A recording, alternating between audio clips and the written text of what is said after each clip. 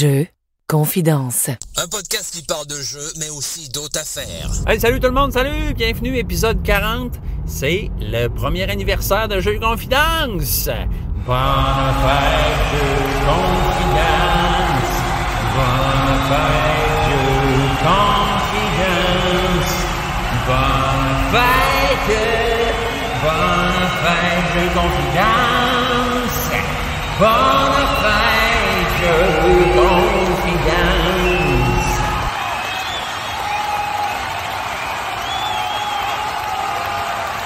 Yes! Bienvenue. Hein? Quelle belle introduction. Je me suis pompé là, juste avant de le faire parce que c'est le matin, il est de bonne heure.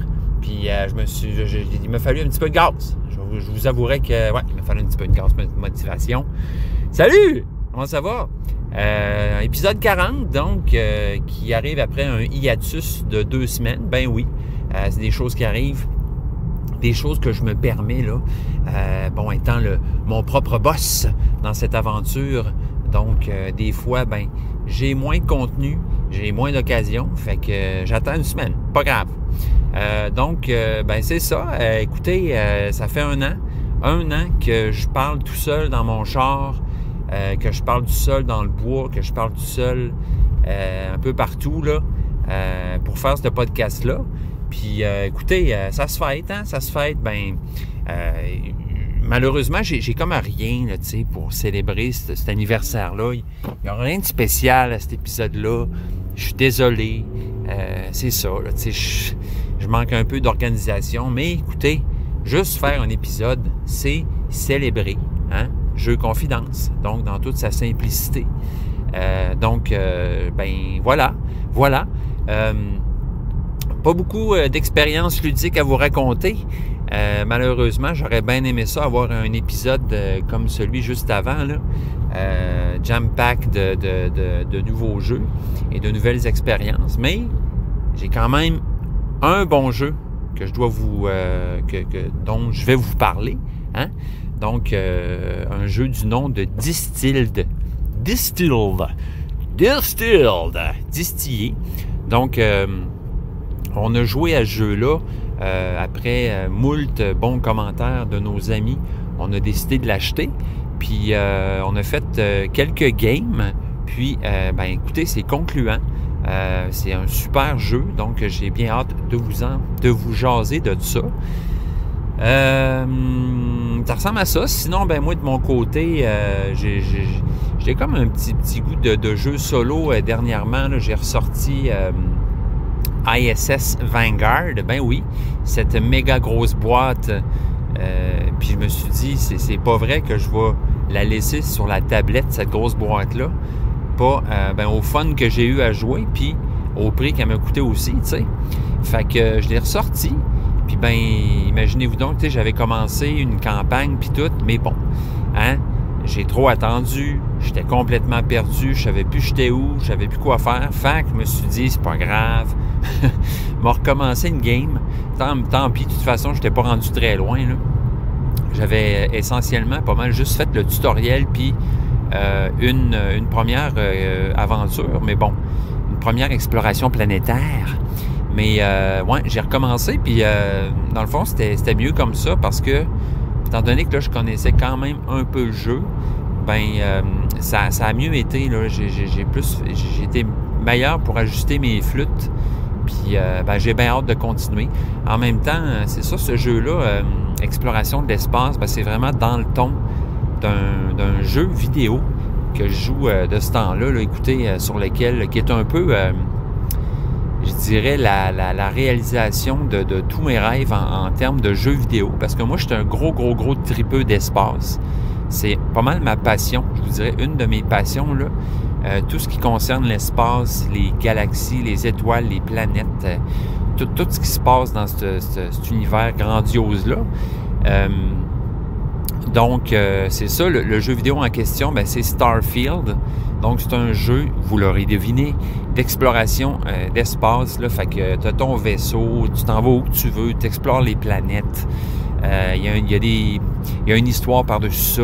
Tu engages du monde pour pour ton équipage, tu suis des quêtes, tout ça. C'est vraiment, vraiment, vraiment impressionnant. Puis depuis que je suis tout petit, j'ai toujours rêvé d'un jeu justement où on pourrait explorer l'espace à son propre rythme. Puis c'est ça, là, tu sais, être un badass avec ton vaisseau spatial, puis tout. Bref, c'est pas mal la concrétisation de tout ça. Fac, ce qui explique aussi peut-être pourquoi j'ai un peu moins joué aux jeux de société dernièrement, parce que j'avoue que ce jeu-là m'a un peu aspiré dans son trou noir pour ne pas faire de jeu de mots plates. Puis c'est ça, là. Fait que ça. Ouais, c'est venu jouer un peu, là, je dirais, dans la balance. Ouais, c'est ça, là. Moi, les jeux vidéo, comme je disais, ben, je joue beaucoup moins qu'avant. C'est surtout mon garçon là, qui va jouer une fois de temps en temps, mais moi, depuis un bout, là, bon, ça avait beaucoup diminué, mais là, bon, à cause de ce jeu-là, je pouvais comme pas passer à côté, tu sais. Puis j'ai retrouvé des petits feelings de quand j'étais jeune, là, puis que je découvrais un jeu, puis je capotais un peu, là, tu sais. Fait que voilà ce qui explique, bon, pourquoi j'ai non pas délaissé, mais un peu négligé, je dirais, ma passion des jeux de société, qui est toujours présente, n'ayez crainte. Sinon, ben c'est ça, j'ai un jeu qui retient beaucoup mon attention de ce temps-là, ben c'est encore Far Away. Donc Far Away qui est un jeu malheureusement toujours juste disponible sur BGG, pas BGG, BGA, donc Board Game Arena. Donc ce petit jeu dont je me suis informé, dont je me suis dit quand est-ce que ça sort ce jeu-là. Puis ça a l'air que c'est pas avant l'année prochaine, là, janvier ou février, quelque chose comme ça. Ben de valeur, parce que j'aimerais bien ça que vous puissiez et moi-même l'acheter pour avoir du fun. Écoutez, ce jeu-là, il est vraiment très cool. C'est un jeu d'apéro, donc comme j'aime bien le dire. Donc c'est un jeu qui joue c'est très, je dirais une dizaine de minutes, 10-15 minutes max, mais qui a une belle profondeur, vraiment, là. Donc, c'est pas parce que c'est un jeu d'apéro que c'est un jeu un peu niaiseux. Donc, c'est ça, c'est le jeu où tu as des cartes que tu vas, à chaque tour, tu as 3 cartes en main, des petites cartes carrées, là, qui chacune vont être définies par un type de terrain. Donc, on en a 4 en tout. Puis, c'est ça, on va à chaque tour placer une carte de notre main, puis ensuite en piger une dans l'offre. Puis ces cartes-là, ben, qui vont avoir des pointages de définis dessus. Puis ces pointages-là, après, vont se faire uniquement si les cartes qui sont visibles sont présentes, autrement dit. Puis la passe, là, comme je vous disais, c'est que une fois qu'on a toutes placé nos cartes, ben là, on les revire de bord, puis là, on les révèle une après l'autre à l'envers, c'est-à-dire à rebours. Donc, la dernière carte qu'on a pigée, c'est la première carte qu'on va révéler. Fait que si sur cette carte-là, tu as une condition, mettons que tu as 20 points, si tu as 4 cristaux, ben tu n'auras probablement pas 4 cristaux parce que toutes tes autres cartes sont cachées. Tu comprends? Puis, bon, à ça, il se rajoute aussi la dynamique que chaque carte a une valeur. Puis, si tu mets une carte, lorsque tu mets les cartes devant toi, si jamais tu mets une carte qui a une plus haute valeur que la précédente, ben, tu vas te chercher une carte terrain, qui est une petite carte qui, elle, va rester toujours révélée au-dessus de tes cartes, qui va, elle, te donner, bon, soit des icônes pour faire des pointages, soit des points ou, bon, des couleurs. Bref, très belle complexité. C'est assez creuse coco twist, dans le sens que faut que tu t'essayes de planifier ton affaire à rebours. Fait que vraiment intéressant. Très, très cool comme twist de jeu de tableau building, là. Moi, j'adore ça. Puis les parties sont pas longues en plus. Fait que ça se place bien. Ça se place bien sur un coin de table, comme je dis souvent. Fait que voilà. Fait que je sais pas, il va peut-être probablement, j'imagine, sortir avant en Europe ou aux States, là, je sais pas, il faudrait que je vous dise un peu je vais vous revenir là, pour vous dire c'est de qui ce jeu-là, puis c'est quoi la cote, puis tout. Là. Mais là, en ce moment, je n'ai pas ça sous la main. Ça veut dire... autre petite nouvelle, j'ai décidé, fouillez-moi pourquoi, de créer un Discord, donc un serveur Discord pour jeux confidence. Ben oui, quoi de mieux que de créer une petite salle de conversation sur Discord, donc où les gens qui écoutent Jeux Confidence peuvent se rencontrer, peuvent jaser ensemble et s'ostiner sur des jeux de société ou célébrer les jeux de société aussi, bien sûr. Donc, voilà, je vais laisser le lien dans la description du podcast. Donc, si jamais vous voulez nous rejoindre, ça va me faire plaisir. Là. Il y a déjà quelques personnes qui sont entrées dans le groupe. Fait qu'un groupe Discord, là, autrement dit, un serveur Discord, c'est comme un groupe de discussion où on peut chatter, où on peut mettre des liens, mettre des photos, tout ça. Fait que c'est bien sympathique. Je connais plusieurs autres podcasts qui le font. Donc, moi, j'ai pas de prix d'entrée pour ça, là, évidemment. Comme d'autres, tu sais, mettons, avec un Patreon, puis si tu me donnes 2$ par mois, tu peux venir sur le Discord. Non. Moi, je suis pas rendu là. Si je commence à mettre des paywalls, j'ai l'impression que je vais perdre mon monde plus qu'autre chose. Fait que, voilà. Écoutez, venez nous rejoindre, hein? Venez nous rejoindre sur le groupe de discussion Jeux Confidence Discord. Puis, on va jaser moins ça. On va jaser ça. Ça va être bien le fun. Donc voilà pour les petites nouvelles du jour. Bon, ben gang, je vais vous parler du jeu Distilled, distillé. Donc, jeu, grosse boîte quand même, belle boîte, distillé, donc jeu qui ne m'avait pas accroché dès sa sortie. Bon, le thème des spiritueux quand même, je trouvais ça pas pire, mais bon, je pense que j'avais besoin d'un feedback de gens que je connais et dont les goûts me ressemblent pour savoir si j'allais plonger ou non dans ce baril de gin, de whisky en train de vieillir. Donc, Distilled, qui est un jeu, vous l'avez compris, sur les spiritueux. Donc, dans ce jeu-là, nous sommes des distillateurs qui vont faire du fort, qui vont faire de la boisson. Donc, c'est comment je pourrais approcher ce jeu-là pour vous en parler. Donc,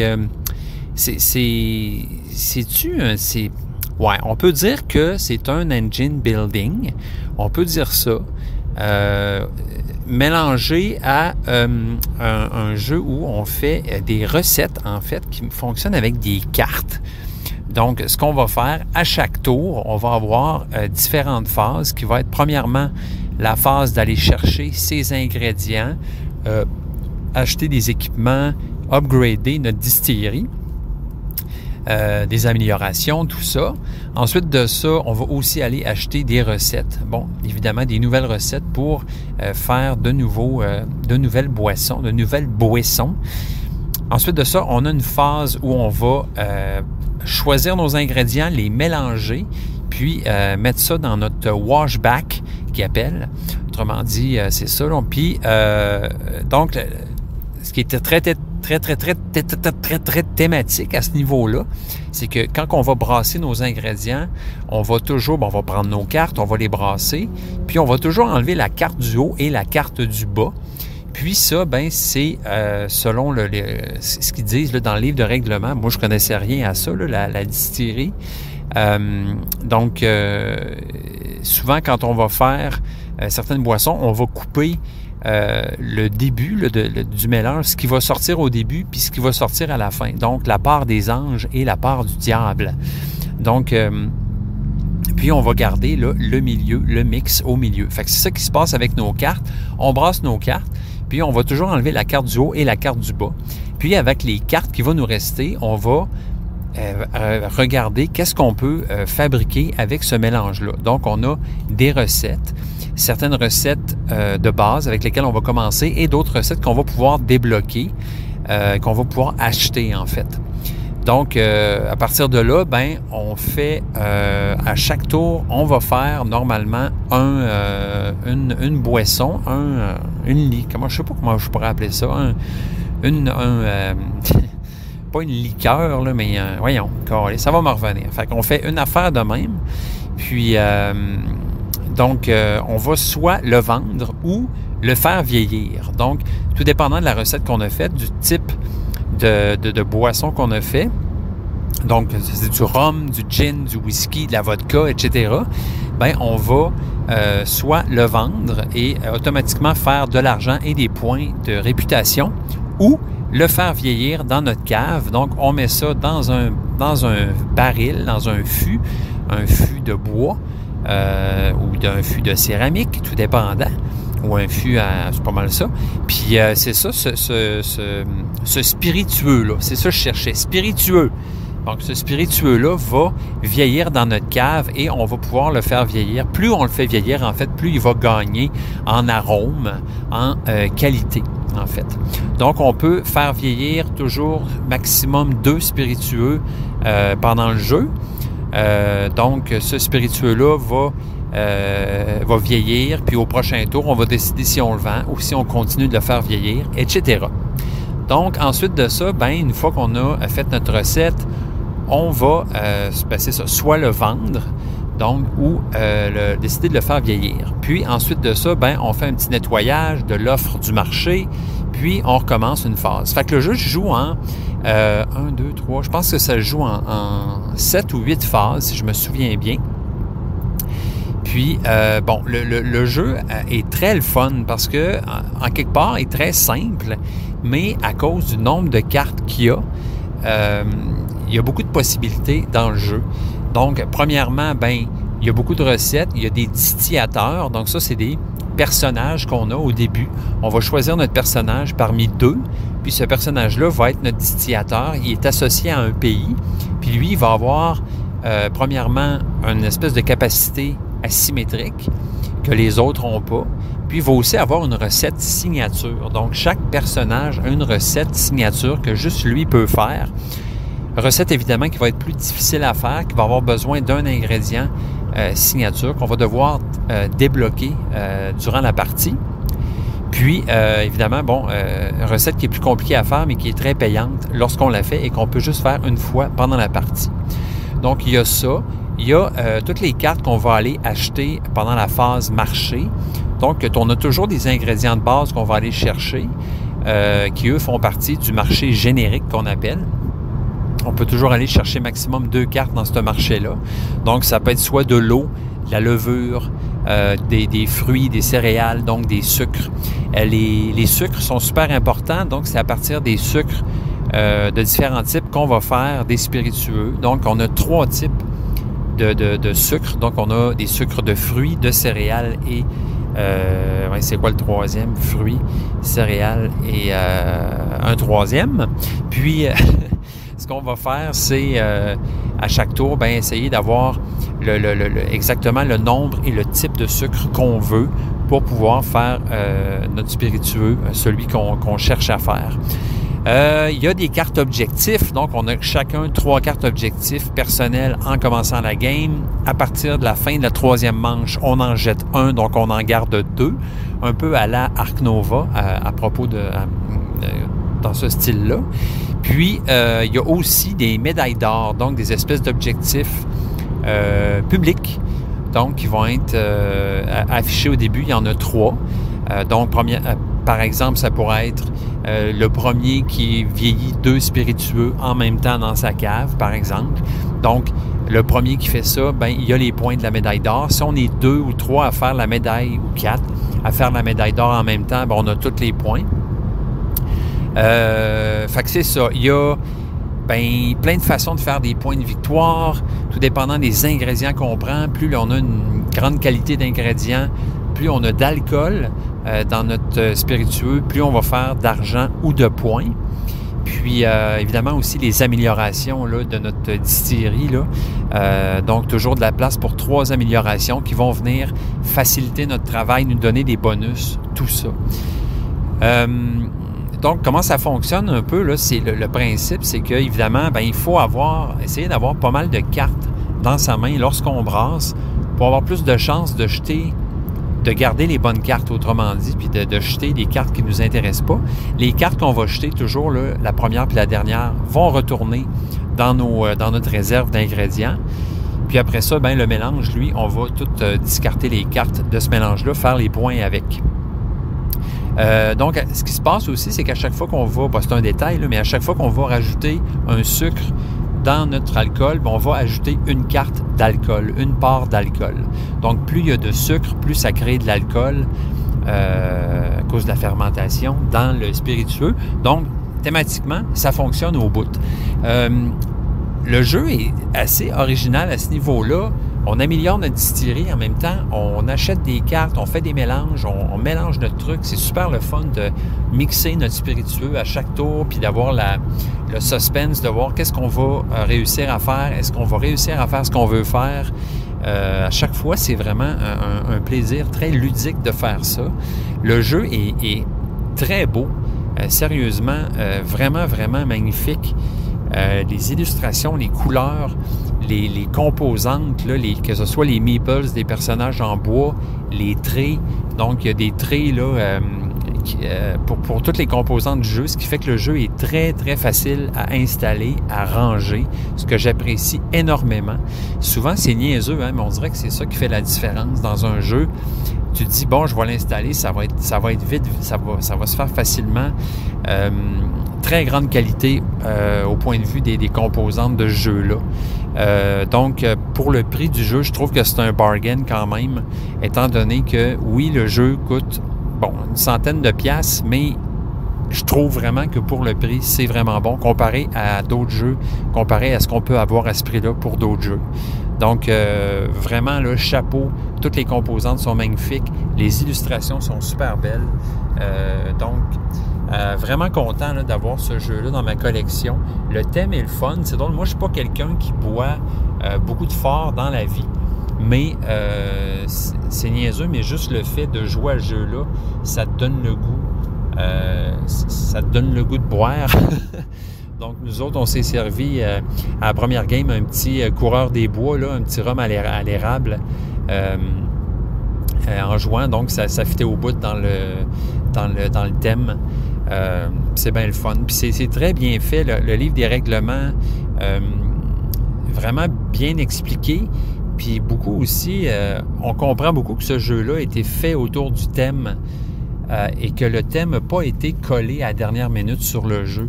Donc, les créateurs du jeu, puis ils l'expliquent bien dans le livre des règlements, là, ont vraiment voulu faire un jeu autour des spiritueux, autour de du distillage. Donc, on le sent énormément dans la façon que le jeu a été fait. Il y a beaucoup d'amour qui a été mis dans ce jeu-là. Puis dans le livre, là, il y a plein de petits snippets, de petites indications, de petits trucs historiques ou pour nous informer sur ce domaine-là. Donc, je pense que les créateurs revenaient d'Écosse, là, puis quand ils ont eu l'idée de se faire ce jeu-là. Puis, il y a plein d'endroits aussi où ils nous indiquent, par exemple, ça a été fait dans l'intérêt du gameplay.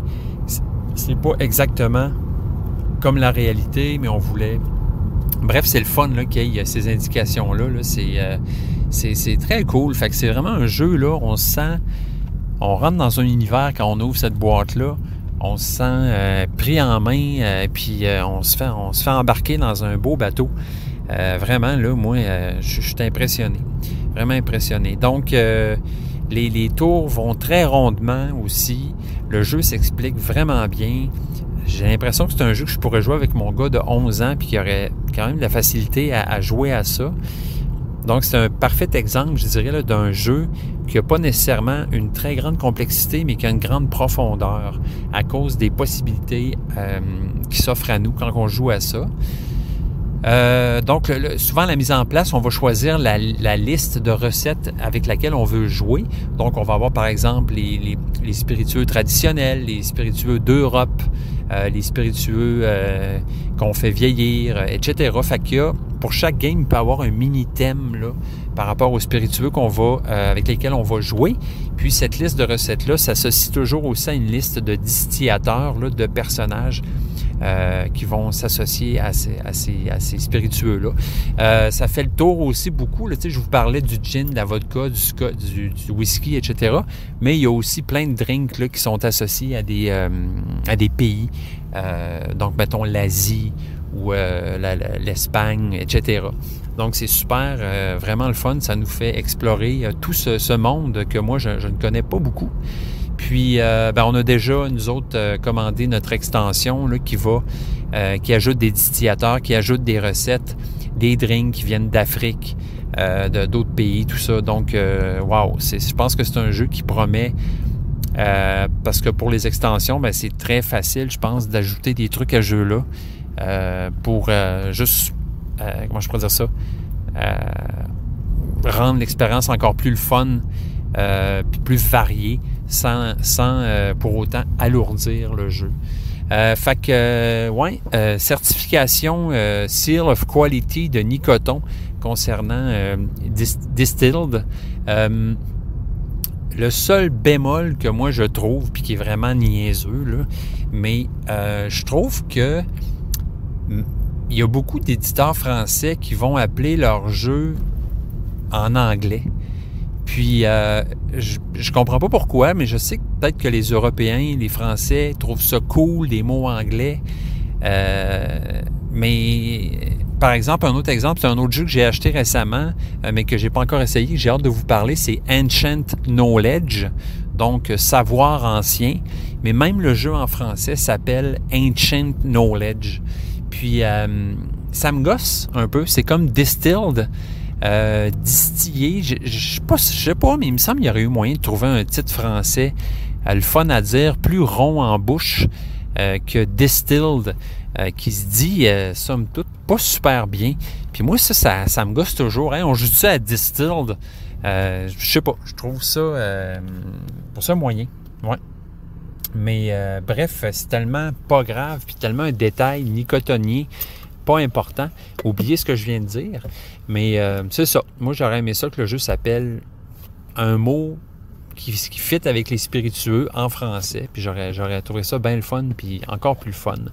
Mais sinon, à date, je pense que c'est un jeu aussi qu'on va jouer beaucoup parce que les games sont pas si longues. Ça fait penser un peu à Wingspan là, pour de la longueur de la game. T'sais. Ça se fait quand même assez vite. On fait nos recettes, on va acheter nos trucs, on mélange, on fait nos points. C'est vraiment le fun, c'est vraiment ludique. Fait que, bref, je vous le conseille beaucoup, ce jeu. Je pense que ça va beaucoup vous plaire. Je pense que ça va plaire à beaucoup de monde aussi. Si jamais le price tag vous décourage pas trop, là, parce que bon, c'est quand même un jeu pas si cher, mais quand même, là, c'est une bonne brique, là, mettons. Voilà pour ça. Voilà pour Distilled. Donc, Distilled, qui est un beau gros 8/10 sur BGG. Un jeu de 2023. Donc, jeu de 1 à 5 joueurs pour des parties de 30 à 150 minutes. Fait qu'il j'imagine que effectivement, plus on est, plus c'est long. Mais à 2 joueurs, en tout cas, je me disais même que probablement 2 ou 4 joueurs, ça doit être très acceptable. Complexité de presque 3 sur 5. Donc, le designer, c'est Dave Beck. Puis, l'artiste là, qui a fait l'art du jeu, c'est Eric Evenson. Donc, Dave Beck, qui en est à son premier jeu, qui a l'air très, très sympathique sur sa photo. Pour une fois, c'est pas une photo d'un gars de loin dans un événement de jeu, mais un véritable portrait comme il se doit. Donc, bon bonhomme qui est sûrement très smart et qui a fait un très bon jeu. Fait que là, je suis près de l'école de mes enfants. Mon garçon joue au football les lundis soirs. Fait que je m'en vais le chercher. Donc, la soirée est belle, c'est frais. Ici, au Québec, les feuilles sont pratiquement toutes tombées des arbres. Il n'en reste plus beaucoup. Puis, la lune flotte aux 3/4 visible au-dessus des montagnes dans un beau ciel bleu pastel. Très belle soirée. C'est frais. Donc, la petite laine et le le col ou le foulard est de mise maintenant. Donc là, les enfants sont sur le terrain, ils font un gros caucus. Yeah! Yeah! Fait que le caucus se dissout, il s'éparpille et tous les petits garçons s'en retournent chez eux. Je trouve que mon garçon, il est vraiment sportif. Moi, j'ai toujours aimé ça, les sports, mais tu sais, en chum, là, joie des affaires, mais lui, il est vraiment into it, là, tu sais. Il a demandé à être dans le football à l'école, soccer, fait du vélo de montagne, il n'arrête pas. C'est vraiment un vrai sportif. J'ai vraiment donné naissance à un plus grand sportif que moi. Je pense bien. Hein. Lui, il aime ça bouger, puis a probablement être ça toute sa vie. Je le vois courir en ce moment, puis un vrai guépard, quoi. Donc, voilà, je m'en vais le chercher. Ça me tentait de faire un petit bout de mon podcast dans un bout de ma vie, pendant que je marche dehors. J'aimerais bien ça bientôt faire un podcast avec un feu de camp, là, comme j'ai fait au début. D'ailleurs, ça pourrait peut-être être une belle manière de conclure ce podcast. Je viens d'avoir une bonne idée. Donc, ce serait quoi de mieux pour fêter l'anniversaire de ce podcast que de faire le podcast autour d'un feu. Fait que, ouais, je pense que c'est ça que je vais faire, là. Ça s'enligne pour ça. J'ai le goût de vous parler du jeu Ancient Knowledge, que je vous parlais tantôt, là. Donc, je vais essayer ça bientôt. Jeu qui m'a tout de suite attiré dès que je l'ai vu. Qui a l'air vraiment intéressant, là, un jeu où on construit des monuments historiques. Puis ces monuments-là tombent tranquillement, lentement mais sûrement, dans l'oubli. Donc on doit essayer de sauvegarder le savoir que ces monuments-là nous apportent en même temps que les monuments tombent dans l'oubli. Donc il y a comme un rail, là, il y a comme les cartes au-dessus de notre plateau qui, à chaque tour, se déplacent vers la gauche jusqu'à temps qu'ils tombent dans le passé. Puis nous, il faut réussir à scorer avec ces cartes-là. Donc, c'est un espèce de tableau building, j'ai l'impression, mais avec des cartes qui, tranquillement, disparaissent. Donc, ça a l'air vraiment le fun. Ancient Knowledge, fait que dès que je joue à ça, je vous en parle. Ancient Knowledge...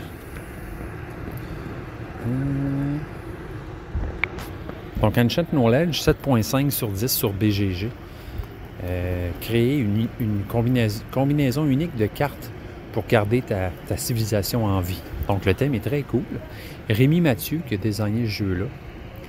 Rémi Mathieu, dont c'est aussi le premier jeu, ça a l'air, ouais. Fait que il y a du monde qui se pitch sur la scène des jeux de société de ce temps-là. C'est cool. Donc, le jeu a été illustré par Pierre Pless, Adrien Rives et Émilien Rotival. Jeu publié par Yellow. Fait que je vous en reparle sous peu dans un autre espace-temps. Bon ben, tel que promis, un petit feu de camp pour célébrer ce premier anniversaire de Jeux Confidence. All right. Ah, plaisir. Ouais, les feux de camp, là, à l'automne, je trouve que c'est pas mal... c'est le fun l'été aussi, mais on dirait qu'à l'automne, ça a une dimension de plus, là. Hein? On aime ça. Beaucoup de feuilles mortes. Fait que ouais, c'est ça, je me disais, comment habiter, remplir... cet épisode très important, puis en même temps, anodin. Hein? Je veux dire, c'est juste un épisode de plus. Puis c'est ça qui se passe. J'avais le goût, en fait, de vous parler de mes 5 jeux du moment. C'est un peu ça, là, mon petit concept, là, avant de vous laisser vaquer à vos occupations. Donc, c'est ça, je voulais vous parler des... je sais pas, les 5 jeux qui m'habitent de ce temps-là, que j'ai le goût de jouer souvent. Des jeux parmi ceux-là aussi qui ont marqué un peu, je dirais, la dernière année de jeu, ou que j'ai joué quand même beaucoup. Fait que vous allez en deviner quelques-uns là-dedans. C'est comme un mix là, de jeux que je joue beaucoup, d'autres jeux que j'ai pas joué beaucoup, mais qui m'ont marqué, que j'ai vraiment hâte de rejouer. Je vais commencer par un petit dernier. du nom de Spots. Donc, le jeu Spots, je vous en ai déjà parlé un peu, je pense. C'est un jeu d'apéro. Apéro et plus un peu, là, parce que là, dernièrement, on a joué à 3. Puis je vous dirais que je pensais que ça allait durer 15 minutes la game. Finalement, ça a plus duré un bon 25 minutes à peu près. 10 minutes, une demi-heure. Donc Spots, un jeu de placement de dés tout à fait charmant. Donc, dont le thème est les chiens. Donc les chiens avec des taches, entre autres. Donc on parle bien sûr des dalmatiens, mais bon, dans le jeu... les images sont superbes, puis c'est pas juste des chiens finalement. On découvre qu'il y a aussi une vache, un ballon de soccer, donc là-dedans, c'est ça en fait, c'est la lune, tout ça. Donc le jeu Spot, ce qui veut dire tâche. Donc c'est un peu ça le concept. Là, on a des cartes avec des chiens et autres, puis des emplacements pour mettre des dés. Puis les tâches sur les chiens vont coïncider avec les dés, donc de 1 à 6. Fait que tu vois le genre. Fait que c'est très bien conçu, très cute. C'est un jeu de pouce-taloc aussi. Donc, ce qui se passe, c'est qu'au début, on commence tout le monde avec 2 chiens qui vont avoir soit 2, 3 ou 4 espaces sur lesquels on peut mettre des dés. Puis, à chaque tour, on va avoir 6 tuiles au centre de la table qui vont nous donner une action en particulier à faire. Donc, ces tuiles-là, évidemment qu'il y en a plus que 6 dans la boîte. Fait qu'on peut choisir certains sets ou on peut décider d'y aller all-in avec toutes les tuiles. Puis ces tuiles-là, à chaque fois qu'on fait une action, on tourne une tuile. Fait que ça peut être, par exemple, lance un dé, ensuite place ce dé-là, après lance-en 2, après lance-en 3, après lance-en 4. Autrement dit, tu arrêtes quand tu veux. Puis, donc, ça va être plusieurs manières de lancer ces dés. Après d'aller essayer de placer ces dés-là sur nos cartes, sur nos chiens. Ce qui se passe en fait, c'est que si on n'arrive pas à placer nos dés, il faut mettre ces dés-là dans notre backyard, dans notre cour arrière, où on va les enterrer. Cette cour arrière-là, les dés ne peuvent pas dépasser 7 en termes de points. Donc, dès que tu as des dés dans ta cour arrière, puis que leur total dépasse 7, tu pètes. Puis à ce moment-là, tu es obligé d'enlever tous tes dés que sur tes chiens. Fait que tu vois la game, fait qu'il faut que tu essayes de choisir la bonne action pour aller rouler le bon nombre de dés, espérer que la chance va être avec toi, puis de pouvoir placer ces dés-là sur tes chiens sans péter, sans mettre des dés trop hauts dans ta cour arrière qui vont faire que tu vas péter. Il y a, à ça s'ajoutent des friandises, en fait, qui sont des petits bonbons de chien, des petits os tout à fait charmants, tout à fait cute.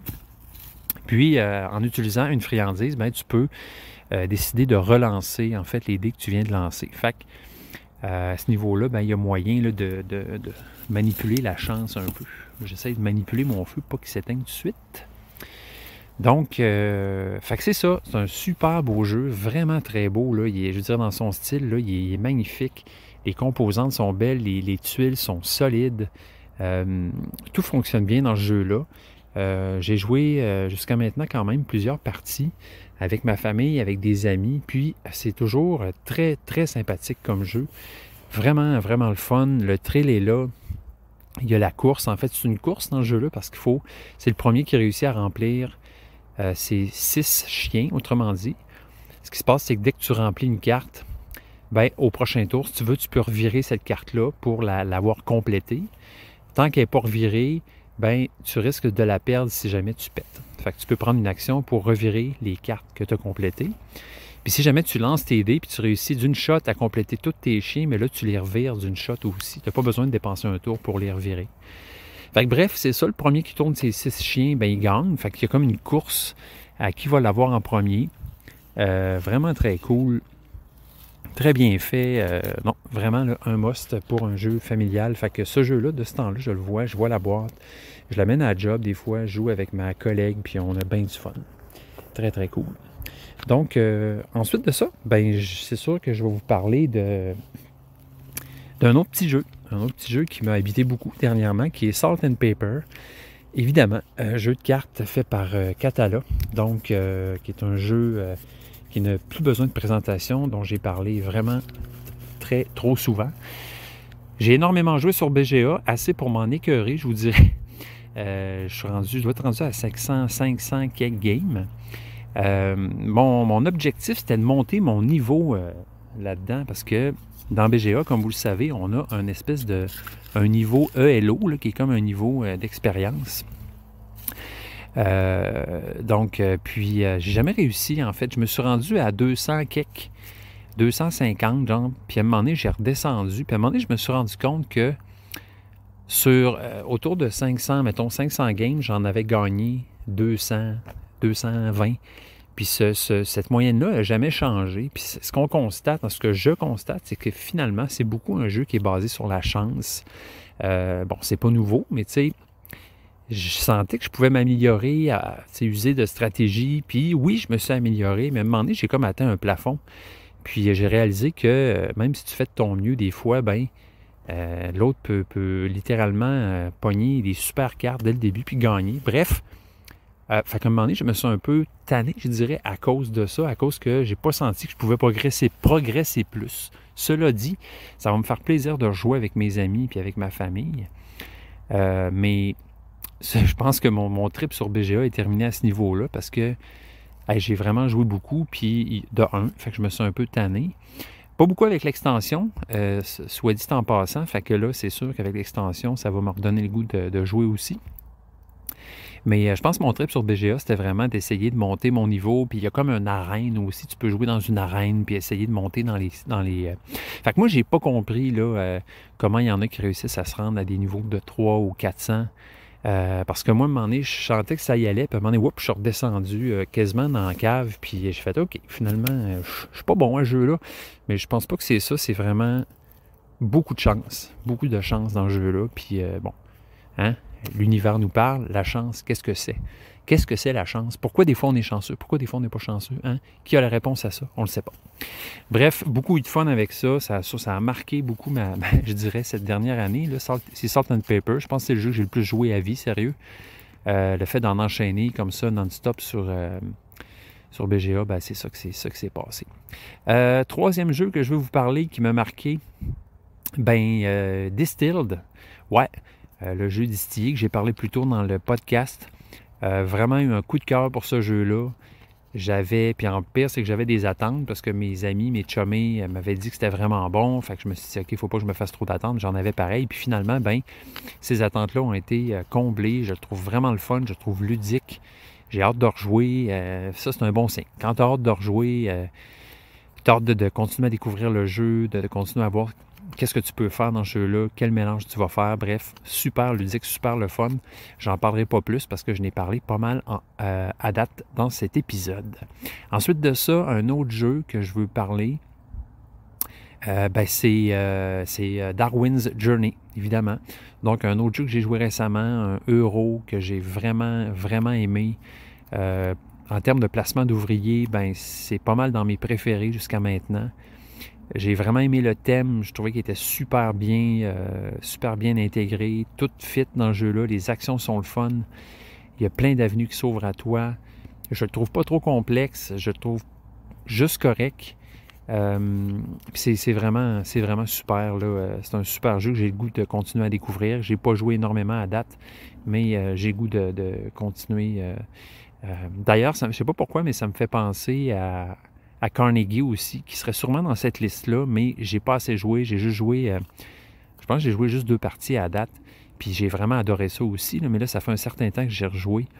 Mais lui aussi, là, il est comme ex-aequo avec Darwin, là, en termes de beaux jeux euro, passablement assez complexe, qui a vraiment sonné des cloches, là, puis qui m'intéresse vraiment, que j'ai vraiment hâte de rejouer, puis que je pense que je vais rejouer assez régulièrement dans le futur.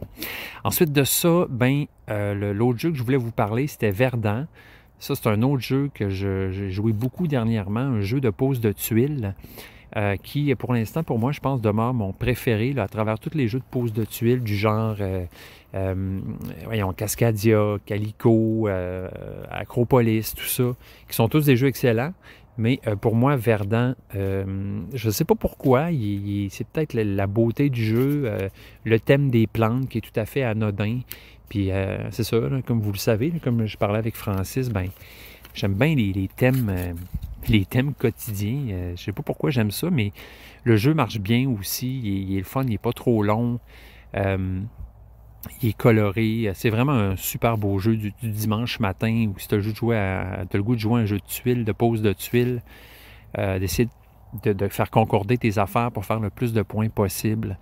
Les objectifs aussi qui sont différents à chaque game. Bref, j'aime beaucoup ce jeu-là, Verdant. Je trouve que c'est, pour moi, là, Nicoton, c'est dans mes préfs là, en ce moment. C'est le genre de jeu que j'ai le goût de sortir souvent de ce temps-là.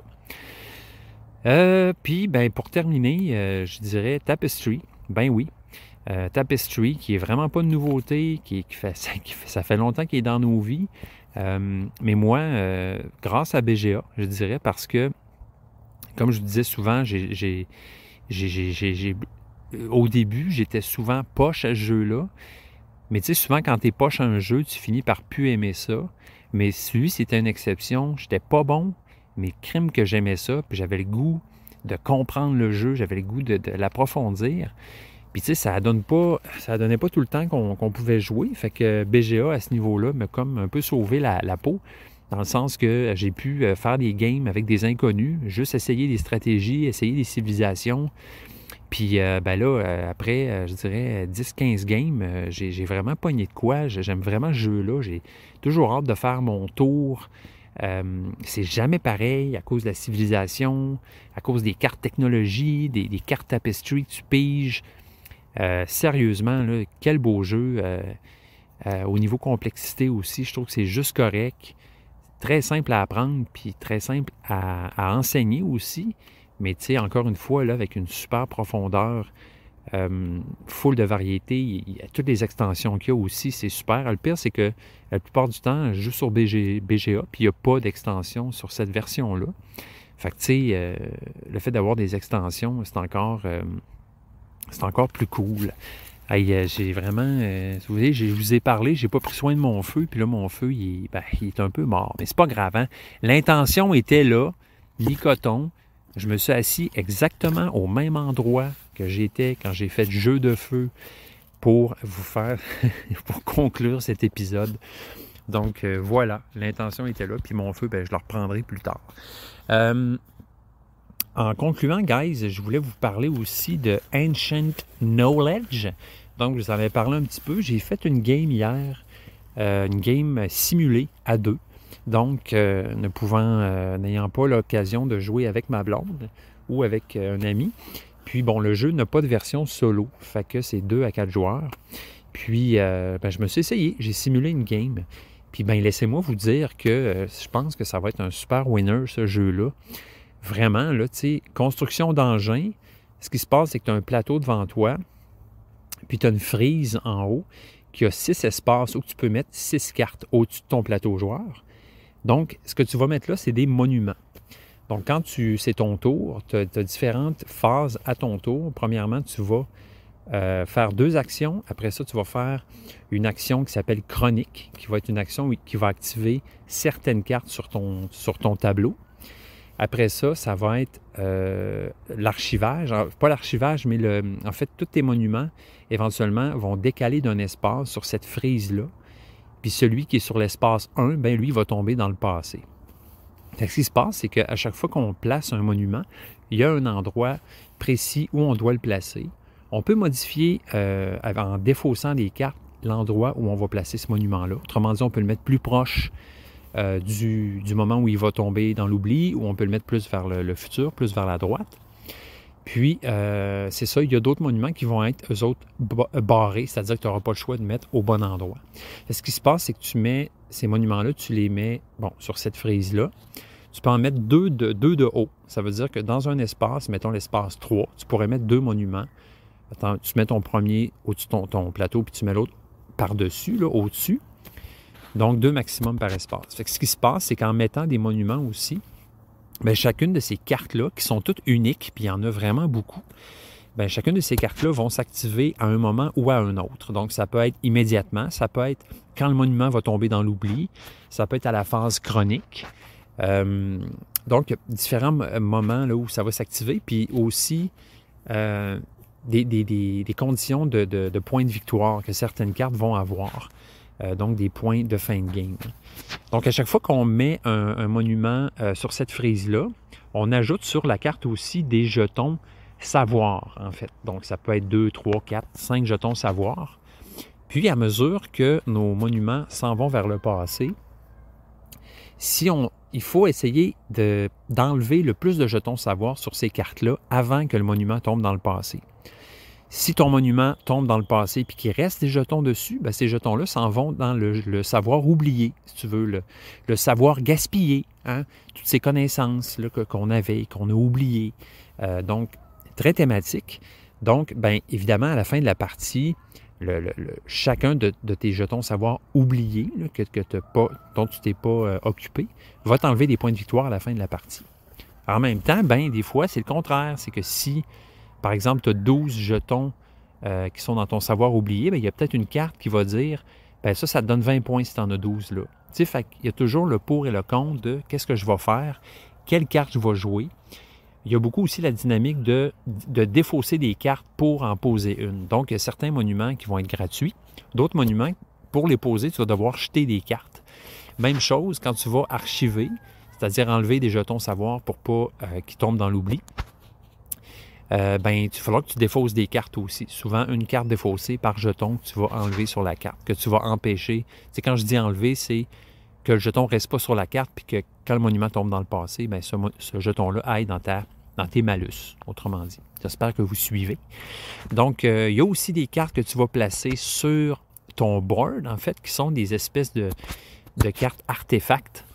Donc, des artefacts qui vont te donner des pouvoirs et des points avec des conditions particulières. Puis, finalement, il y a aussi des petites cartes qui s'appellent les cartes connaissances, donc qui sont sur des pistes au centre de la table que tu peux aller chercher avec une action aussi.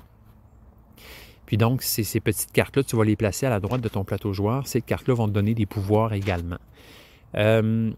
Vraiment cool pour un petit jeu dans une petite boîte qui va être quand même assez... Ben, tu vois, le jeu m'a coûté 75$. Fait que, tu sais, c'est pas un jeu à 50$, mais le jeu est superbe. Là, les cartes sont magnifiques, les dessins, tout.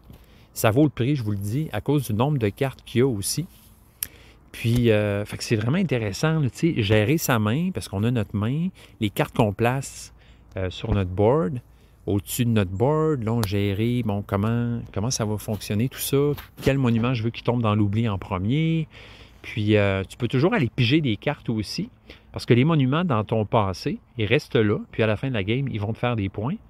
Mais si tu revires un monument à 90 degrés, un monument qui est dans ton passé, bien, tu peux piger 2 cartes.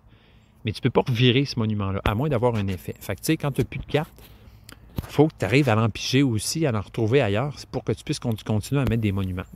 Fait que, bref, sans aller plus loin, je ne sais pas pourquoi, c'est un jeu très simple finalement. Un engine building avec des cartes, mais la twist, encore une fois, une twist super que je n'avais pas vu avant. Ce principe-là que j'appelle d'entropie, là, où le fait que tout le temps, comment je pourrais dire ça, le temps est inéluctable et tout finit par disparaître et mourir. Donc, puis qu'est-ce qu'on arrive à préserver de tout ce qu'on construit finalement, la mémoire, les apprentissages, tout ça. Fait que vous voyez, thématiquement, moi, ça vient vraiment me chercher. Je trouve ça vraiment génial. J'ai vraiment aimé ce jeu-là. J'ai hâte de jouer, mais j'avais le goût de vous en parler dans cet épisode-là. Fait que, écoutez, guys, je vais aller m'occuper de mon feu. Hein? Il fume encore. Là. Il y a encore un peu de fumée. Il y a de quoi qui brûle là-dedans. Là. Mais c'est ça, je l'ai négligé un peu. Hein? Mais c'est ça. Hey, guys, je vous aime. Merci d'être là. Merci vraiment de m'écouter. Et ceux qui sont là depuis 1 an, sérieusement, chapeau. J'aimerais ça vous nommer. Mais je sais pas, tu sais, j'en connais quelques-uns parmi vous que je sais qui m'écoutent depuis 1 an. Ben c'est ça. Venez sur le Discord si vous voulez. Je vais vous mettre le lien sur le podcast. Puis, envoyez-moi un petit mot pour me dire « Hey, moi, je suis là depuis 1 an, tout ça. » J'aurais aimé ça, en tout cas, vous nommer juste pour vous remercier d'avoir été là. Moi, c'est ça. Comme je vous dis tellement souvent, tellement que je m'écœure moi-même de le dire, mais c'est ça, tu sais. Moi, j'ai commencé ça, ce podcast-là, vraiment par amour des jeux. Puis par amour des gens aussi, du fait de parler des jeux, puis ben, pour me reconnecter à quelque chose, je dirais aussi, là, vous m'avez pogné dans une phase de ma vie où j'étais comme en gros changement de vie. Moi, je te retourne aux études, j'ai changé de job, ma vie a changé un peu bout pour bout. Puis c'est comme si le podcast, ben, je sais pas, c'est une façon à moi de me rattacher à quelque chose d'autre, puis c'est à mon amour des jeux, puis bref, ça m'a fait du bien. Écoute, à chaque semaine ou presque, ça m'a toujours fait du bien de faire ce podcast-là. Je lâche pas le projet, j'aime ça, ça me fait triper. Puis, ben, au plaisir de vous recroiser, peut-être sur le Discord, ou bien par courriel, ou bien par Facebook. N'hésitez pas, écrivez-moi. Puis, écoutez, on se revoit pour le début de la prochaine année d'existence de Jeux Confidence. Allez, au revoir!